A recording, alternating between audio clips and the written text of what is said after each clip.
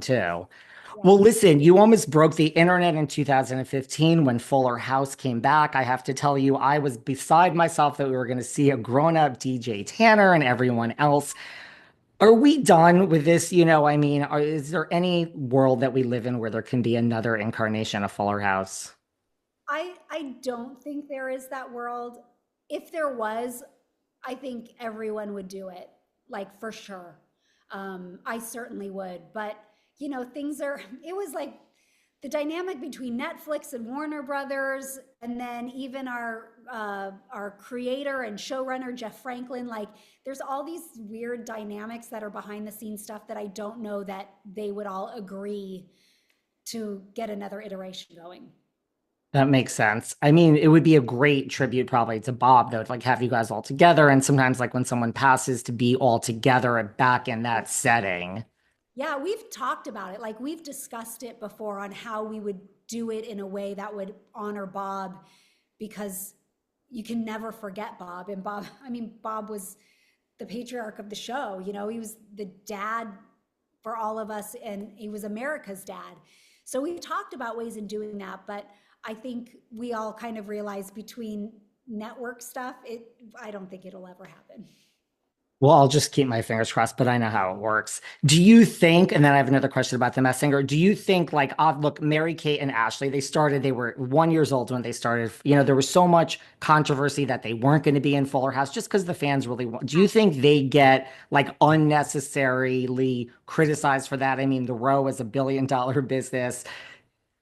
Totally, totally. Yes, it's like when you have it, I don't think it was a diss to any of us, like not at all.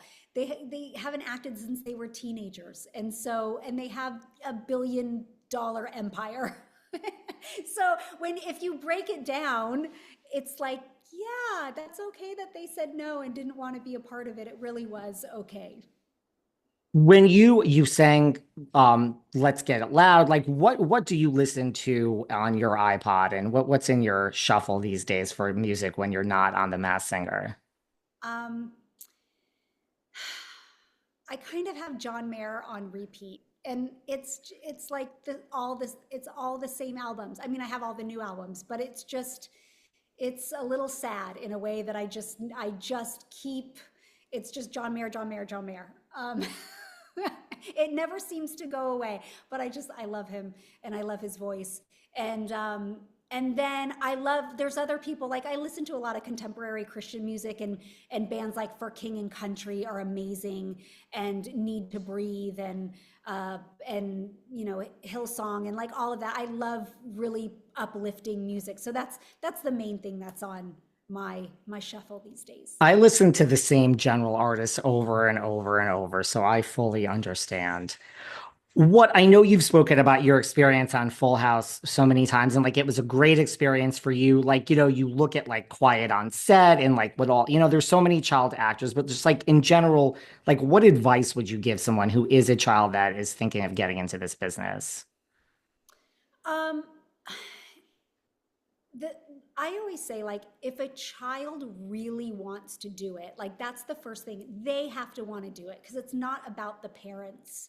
And I feel like a lot of it goes wrong when the parents want it more than the kids want it.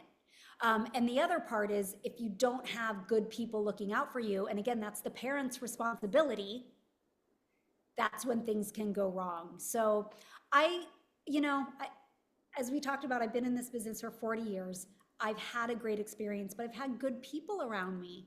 And and when we look at all the like horrible stuff that goes on, and it's not, I'm not blaming all parents, because sometimes people are so sneaky, and you don't always see the red flags, but it's really important that you're looking out for those, because there are dangers in the industry, and there just are, like anywhere. So do it if you love it, but get good people around you.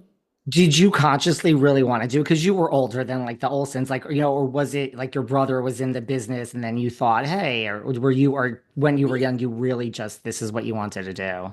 we started at the same time, and I was 5, my brother was 9, and it was like we were born and raised in LA.